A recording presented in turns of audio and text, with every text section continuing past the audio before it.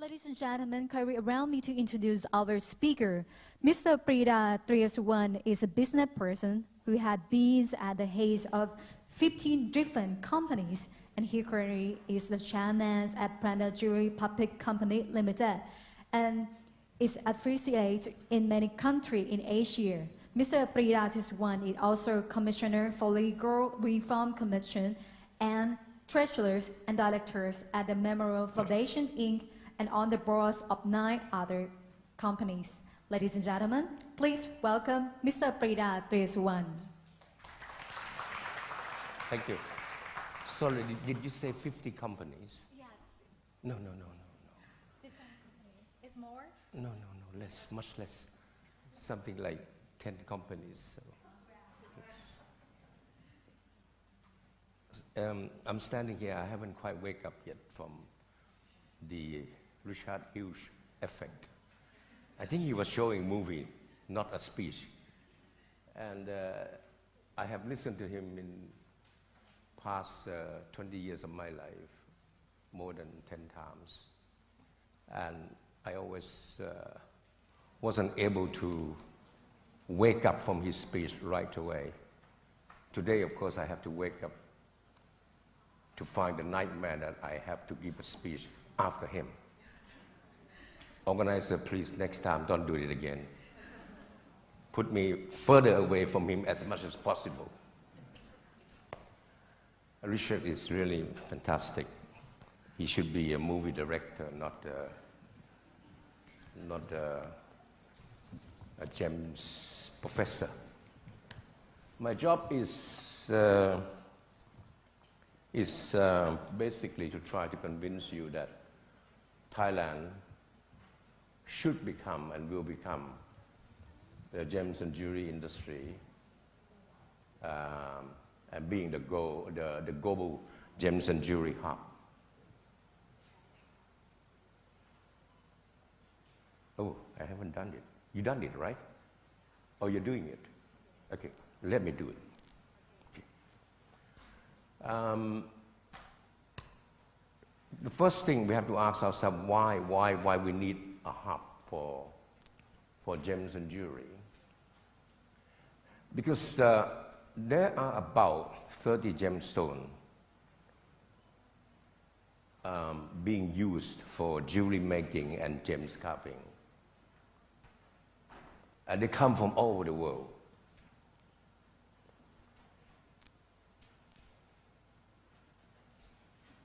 These gemstones coming from different source. It has got different shade of color. It has got different hue, H-U-E, hue. It's got, now it's my note. It's got different treatment that has to be utilized on each gemstone. It has to be graded, it has to be cut, and it has to be promoted from the same place to make it most effective way of marketing the color gemstone. In other words, we found ruby in Burma, we found ruby in Vietnam, in Mozambique, in Greenland. Greenland is nearly North Pole. We found ruby in Thailand. We found ruby also somewhere in West Africa, for example. And we need to bring them into one place to do all this job. That's why that place has to exist, and we call it a hub.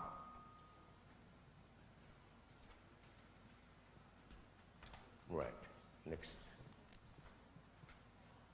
Now, why Bangkok is a hub? And I call it a super hub. A super hub is different from a hub in a way that it got so much coming on its way, whether in terms of raw materials, from different parts of the world, whether it's in form of ability to treat the stone, to enhance the stone, to become a gem's quality, whether to have an ability to cut the stone in the perfect manner, and to eventually make it into fine jewelry. This is a qualification of the super hub. There are some hubs that have a certain amount of gemstone, but they don't have ability to cut, they don't have ability to treat the stone, and they don't have ability to make it into jewelry. That's why they are just a hub of gemstone. But Thailand is a super hub because it has got all of that facility. I'd like to show you a piece of physical evidence of how the Bangkok, Thailand has started their activity of gems mining. It went dated back. This document is in Thai. It was proven that. Do I get the laser from here? Do I get it?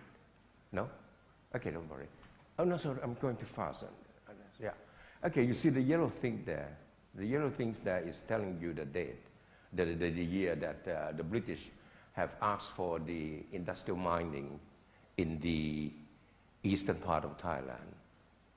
Of course, like all the big power, they came to try to colonize the country first, and then they asked for a certain concession. And so this is part of that concession. They were asking for the right to mine ruby and sapphire since 1891. So basically, Thailand have started their gems mining activity, industrial mining, since 1891. But I'm sure that most of your people here know that we have a local digger. We have what they call artisan miner that doing the digging before the industrial mining started.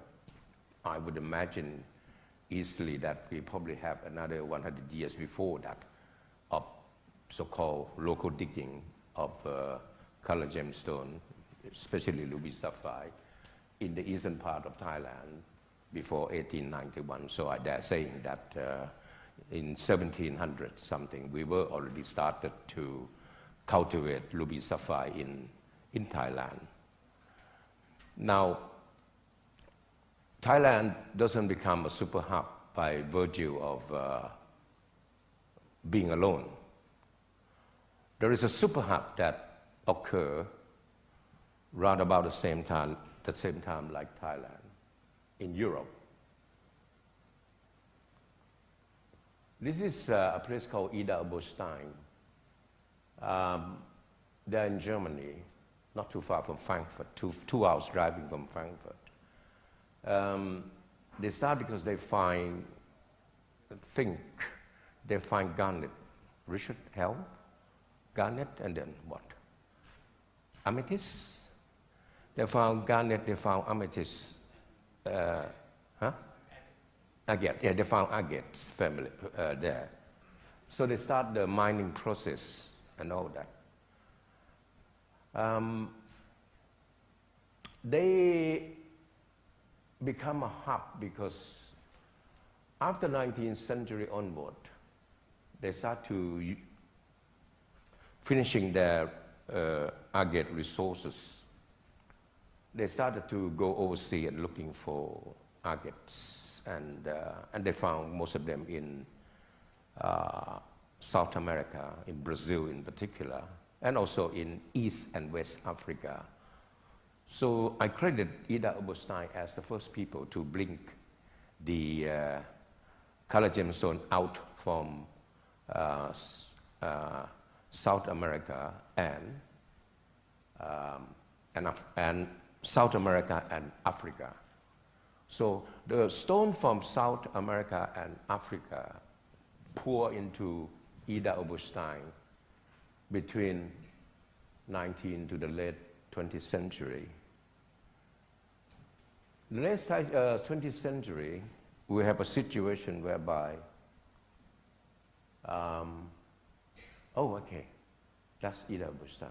Yeah, all right, I'm learning how to use this. Now, when Thailand started, as I claimed, 1700 with local diggers and all that, it started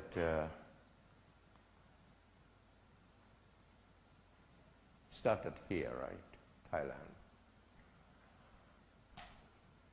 We are surrounded by Cambodia, Vietnam, Laos, and Burma to the right. And one can say that,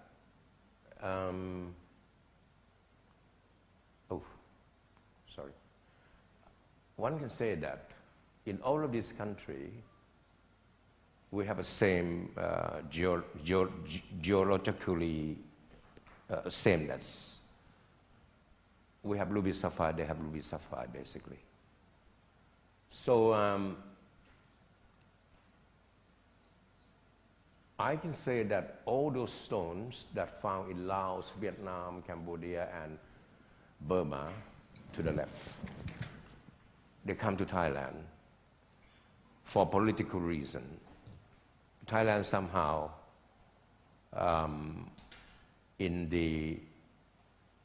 from the middle of 20th century to the end of 20th century, has been the most peaceful country,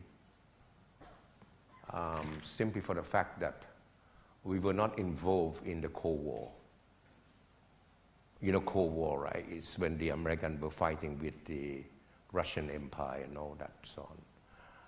The Russian and China were able to penetrate themselves and influence country in Indochina in one way or another. So the regime that controlling those four countries at the time are very, very strict in the way of doing business. So it was very difficult to mine properly in those countries, those four countries. Only the so-called artisan mining, local digging were possible. So the trade in those four countries are very unregulated. And because of it is unregulated, it was easy to be so-called outside the proper system of doing business. In other words, most of business is done underground, you like. And they found their way into Thailand because Thailand then was the only country that were not involved in the Cold War and therefore are more peaceful and more able to conduct a proper business. And this make Thailand, Bangkok, and Chantaburi, of course, becoming the so-called, what I call the capital of the Indochina supercluster. All the ruby, sapphire, and garnet, I think, were pouring into Thailand and Chantaburi to process, to treat, to cut, and it actually gave rise to Thailand's ability to treat the stone, to treat ruby and sapphire successfully, because we just have so many of ruby, sapphire coming from our own land and from the other four countries. This is give rise to the ability for treatment and give rise to ability to cut the stone and to eventually master the ruby sapphire. And Thailand, at that time, concurrently with Ida Oberstein, were the two super hubs. Thailand is more on the precious stone, ruby and sapphire. Ida Oberstein is on the semi-precious stone.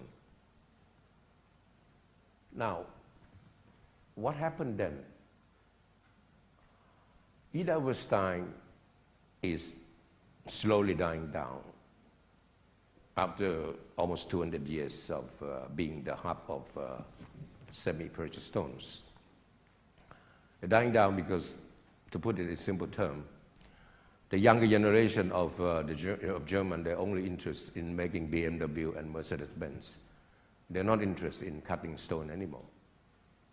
So for that reason, the whole hub of Ida Oberstein moving to Bangkok and Chantaburi.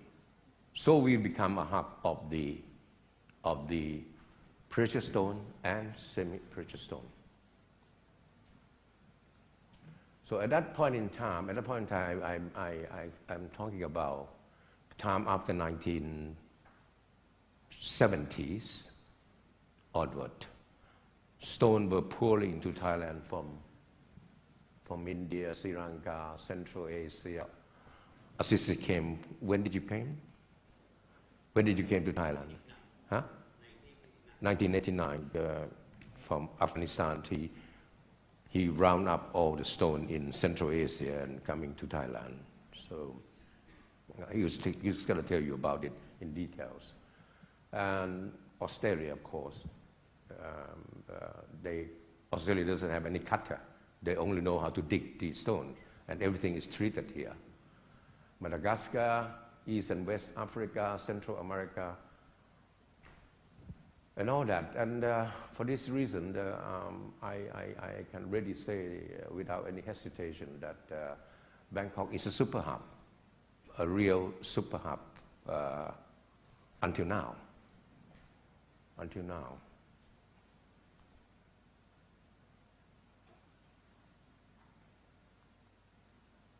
Yeah, I have to finish all of this. Okay. I'm now making a suggestion because the heading of the suggestion was given to me that Thailand to become a global gems and jewelry hub. I'm making a suggestion, so I'm asking, I'm trying to tell you that I agree that Bangkok should now trying to attain the status of the world, the global gems and jewelry hub. Of course, I have some super hub here, may not quite agree and all that. You know, I have my friend here from Sri Lanka who also think that they can also become, they are a super hub too, but they can become a global hub. But we can talk about that later. I hope you don't shout at me why we are here and all that so on. Right? You know, keep my face intact and all that so on. But let's agree that now I am making that proposal, and I think that we have something to go for that. The government attitude to the gems and jewelry industry. This government, this Thailand government is running a country with 44 million working population, a population of 68 million. With 44 million working population, we employ, as the chairman of GIT has made a speech on the opening, that we employ about 2 million. Actually, I thought it was a little bit much. I had in mind about 1.5 million, but well, he's a boss. He said 2 million, so it's 2 million. Right? So 2 million out from 44 million, we are the largest employer. Maybe larger than us nowadays could be the tourist industry. So we have, if you will, a political power. We have 2 million people that we can mobilize against the government if we don't like it. Speak like a bit, man, the activist. We have the workforce that is so crucial to Thailand's future. So this is a very important point, that all government that I have memorized in my 45 years in this industry, all kind of government, whether it's military government, it's democratic governments, and all that, they all support this industry. It must become number one in their mind. They have given us such a liberalized tax regime. We are the only industry that has free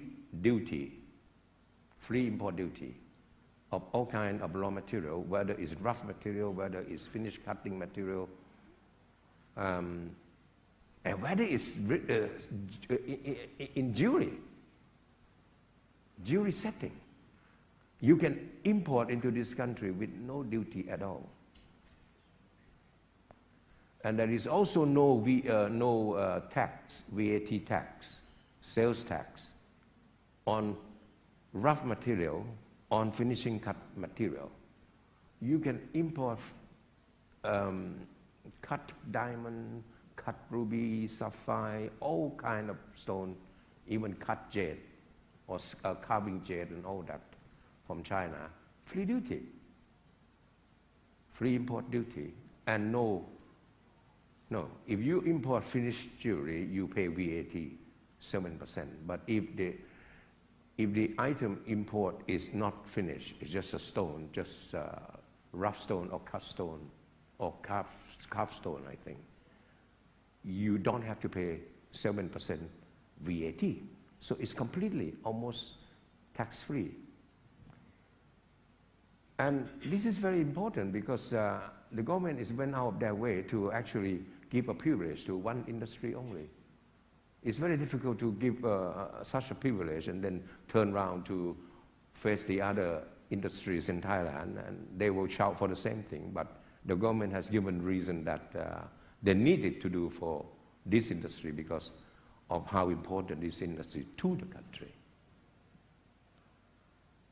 And we are asking for more liberalization from the government. We are asking for more help, for more things to come. More things to come are what? I cannot remember well. I think we will establish a bourse here. A bourse. You know bourse, right? I pronounce it right? It's a place where you trading diamond and gemstone and all that in one place. We will have. We are pushing for a special license from the government to help us to establish bourse, and that will make Thailand a very place where you can do business in such a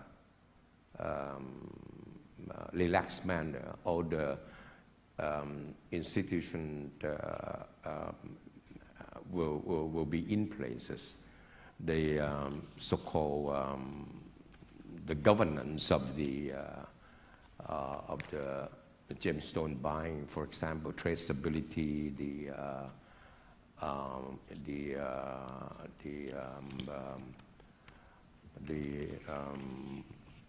what traceability is involved. What, Miss Alibaba, please tell me what you are asked. You are pushing for that a lot, right? The governance of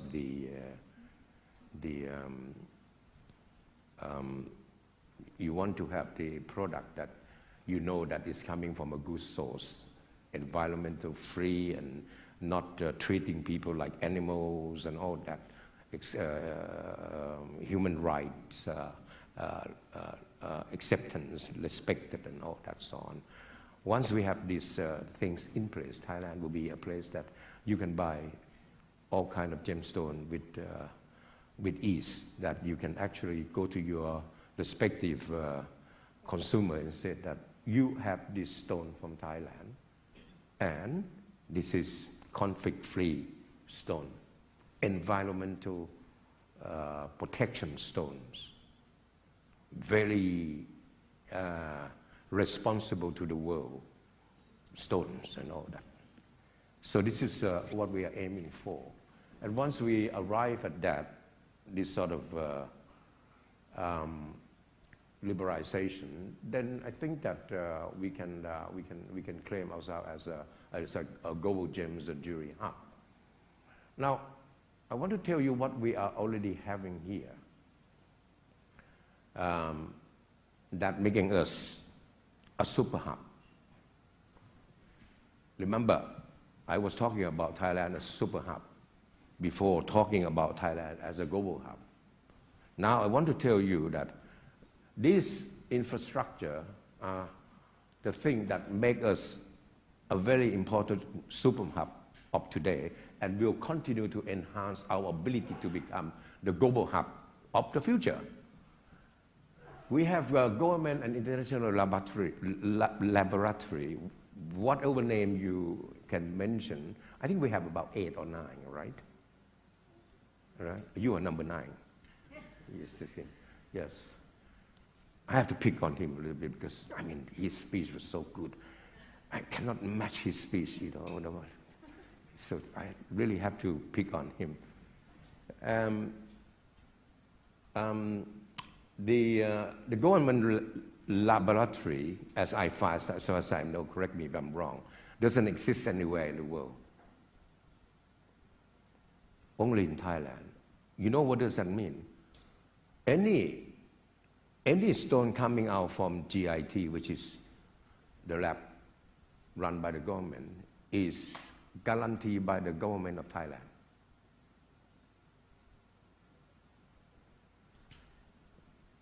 It's said on the paper. There might be disagreement from famous lab worldwide and all that, but I'm just reading it out. Don't kill me for that. But of course, we have the famous GIA. I happen to see him sitting here.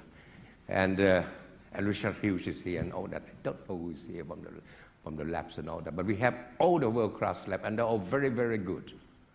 But I need to mention GIT because it's probably the only government lab that represented the Thai government. That's all I'm trying to say. We have education and training school. I think AGIS running a big training school. GIA too, I think. No? Yeah? So, okay. But I heard that there are more schools are coming on the way to make Thailand a place where you can learn how to cut gemstone, how to treat gemstone, how to make fine jewelry, how to design jewelry. And we have, of course, exhibition. The exhibition upstairs that you're seeing twice a year. We have gems cutting competition. And we have, of course, our old technique, which has been established over 100 years, heat treatment capability. We have nuclear, radiation technology, and gamma technology. For your information, I think you know nuclear technology, that you radiate the stone and the stone changing color. Mostly we done that on agate, right? Topaz is agate or what? Huh? Topaz is agate, right? No, topaz, okay. The nuclear technology is very good on topaz family, so we can turn topaz into any different kind of colors. And the gamma things, I'm not so sure about the gamma. Gamma technology is on another kind of color. And so we have all of this technology exists. This nuclear and gamma technology is done by the government agency in the Ministry of Science and Technology. Institutionalization, this is a big word. We are trying to establish the grading system, trying to establish what GIA has done with 4 Cs and all that. But of course, this is a magnificent standard that was created by GIA on diamond. But you can do that 4C thing in diamond, but you can never arrive at color gemstone because of the differentiation and the varieties and all that. But at least we have now completed the ruby standard, and the standard has been adopted in China. So we are hoping that this will be magnifying, this will be pacifying to the rest of the world, that eventually we can use the same standard.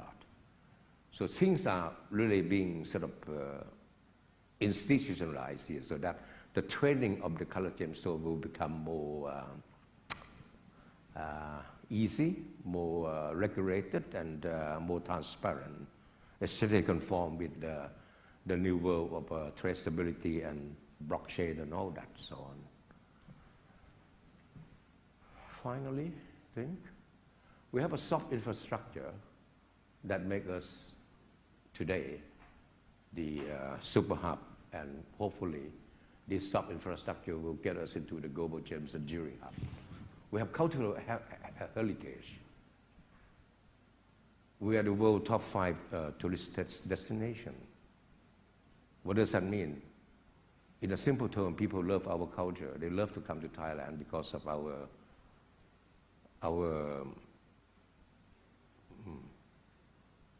pleasantness, our smile, our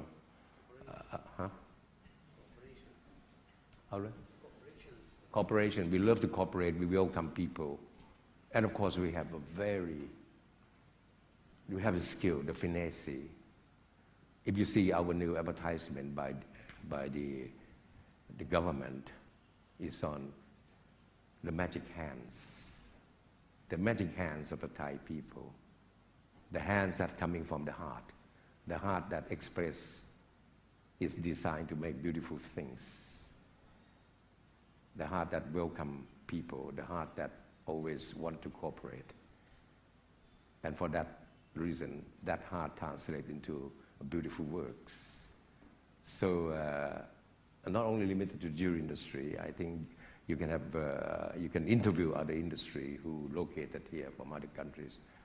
The Thai hands are the very nice hand, a premium hands. I cannot say superior because it's going to be too much. Yeah. And but it's a hand that extends to welcome people, and for that reason, it actually makes very beautiful products. So this is the finesse we have in our country. And this, I think, will take us forward to become the global gems and jewelry hub. Thank you, I think. Thank you.